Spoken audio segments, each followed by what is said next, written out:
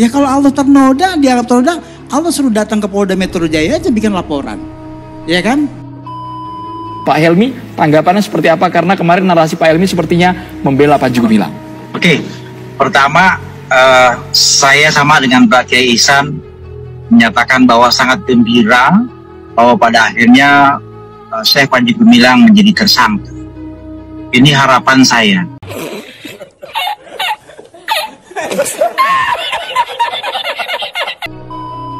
Tiba-tiba mendadak keluar statement bersyukur bahwa Panji Gumilang ditetapkan sebagai tersangka, bahkan tertangkap. Padahal sebelumnya ya kita tahulah jejak digitalnya ada bahwa dosen tersebut membela mati-matian Panji Gumilang.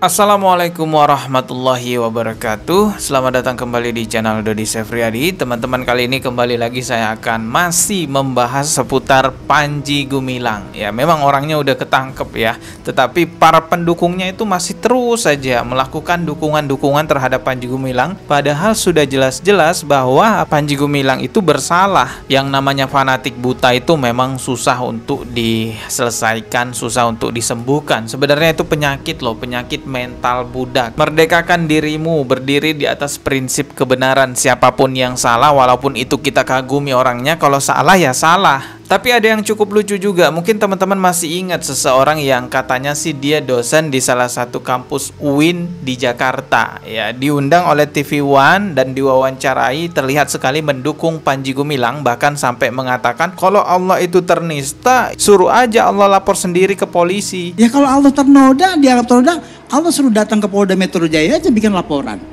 Ya kan? Laporkan siapa menodai dia. Kan nggak mungkin.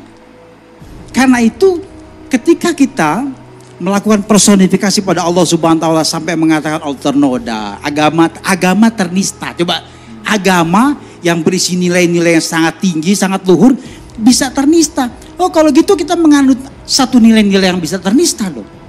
Itu nggak masuk dalam logika saya. Perilakunya dianggap nyeleneh Pak Kiai di lingkungan pondok pesantren, harusnya nggak ada salahnya. Beberapa penyimpangan juga tadi disampaikan. Kalau misalnya saya Panji Gumilang dianggap nyeleneh, sebut nyeleneh.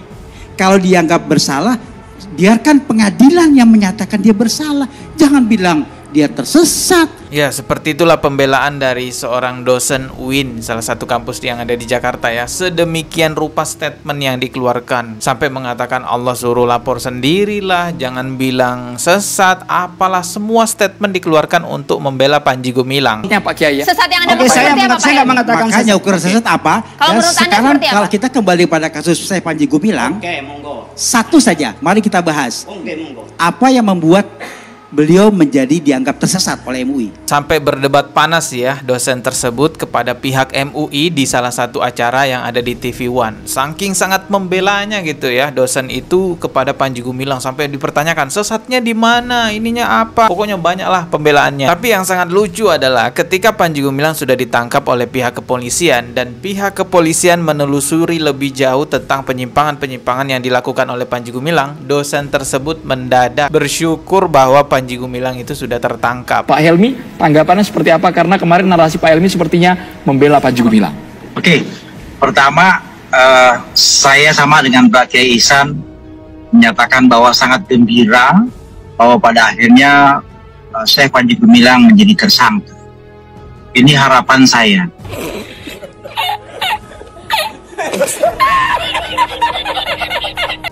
Pesan yang paling penting dari dijadikannya Syekh Panji Gumilang sebagai tersangka adalah bahwa ternyata seluruh anak bangsa Indonesia tidak boleh ada yang kebal hukum. Karena itu saya bersyukur pada Allah Subhanahu wa taala, pada akhirnya Kepolisian Republik Indonesia berani mengambil tindakan tegas. Tiba-tiba mendadak keluar statement bersyukur bahwa Panji Gumilang ditetapkan sebagai tersangka, bahkan tertangkap. Padahal sebelumnya ya kita tahulah jejak digitalnya ada bahwa dosen tersebut membela mati-matian Panji Gumilang. Tapi setelah pihak kepolisian menelusuri lebih jauh tentang kasus Panji Gumilang, tiba-tiba dosen ini bahkan tidak mengenal katanya kepada Panji Gumilang. Saya tidak pernah membela Panji Gumilang. Pertama, saya tidak kenal saya Panji Gumilang.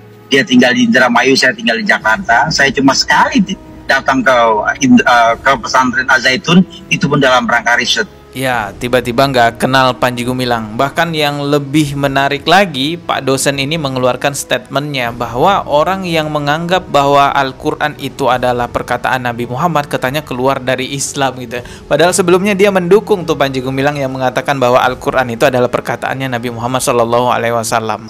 Saya tidak yakin sebetulnya kalau ada orang beragama Islam lalu menganggap Al-Quran itu adalah bukan kalam Allah. Menurut saya dia bukan muslim menurut saya. Yang kedua, dia sudah melawan logika. Jelaskan dosen tadi mengeluarkan statementnya bahwa orang yang mengatakan Al-Quran itu perkataan Nabi, datangnya dari Nabi bukan dari Allah, maka keluar dari agama Islam. Saya tidak tahu ya apakah dosen ini dapat pencerahan dari seniornya atau dapat teguran dari atasannya atau dapat hidayah dari Allah Subhanahu wa taala sehingga dia bisa ke jalan yang lurus lagi. Wallahu alam, saya tidak tahu itu. Yang jelas sifat kemunafikan itu adalah sifat yang sangat buruk sekali. Saking buruknya dalam Al-Qur'an surah An-Nisa ayat 145 di situ ditegaskan bahwa orang-orang munafik itu ketika dia meninggal dunia dan tidak bertaubat dari kemunafikannya, maka akan ditempatkan di keraknya api neraka. Jadi akan ditempatkan di neraka yang paling dalam, yang paling bawah. Kemunafikan terbesar ialah munafik kepada Allah dan Rasulnya. Ada seseorang yang sebenarnya tahu bahwa ini penistaan agama, ini menyimpang, tetapi demi membela panutannya, demi cuan, demi mendapatkan bayaran, dia rela menjadi seorang munafik, mencari dalil, menghalalkan yang haram, mengharamkan yang halal. Adanya orang-orang munafik di kalangan kaum muslimin sebenarnya bukan fenomena baru, bukan hal baru-baru ini aja terjadi, tetapi memang di zaman Rasulullah pun sudah ada orang-orang yang munafik. Jadi pura-pura ikut Rasulullah berjuang, berperang, tapi sebenarnya nusuk dari belakang, menjadi mata-matanya musuh, mempersulit suasana, memfitnah sana sini. Orang munafik ini cukup besar ya, mempersulit syiar dakwahnya agama Islam ya, mempersulit Rasulullah SAW. Karena memang orang munafik ini kan dia itu sebenarnya paham loh, ini salah, ini menyimpang, tapi ya tetap dia bela, tetap dia dukung ya, demi mendapatkan keuntungan. Sama aja sih di zaman sekarang ya, juga ada ya orang-orang yang selalu aja mendukung penistaan agama. Jadi setiap ada kasus-kasus penistaan agama di Indonesia ya selalu muncul aja pendukungnya dan juga mendapatkan tempat di acara-acara televisi. Berhati-hatilah dari orang munafik dan berhati-hatilah dari sifat kemunafikan. Semoga kita semua terhindar dari hal itu. Kita akan ketemu lagi di video berikutnya. Subscribe dan juga loncengnya ditekan sebagai notifikasi. Maaf jika ada kata yang salah. Wassalamualaikum warahmatullahi wabarakatuh.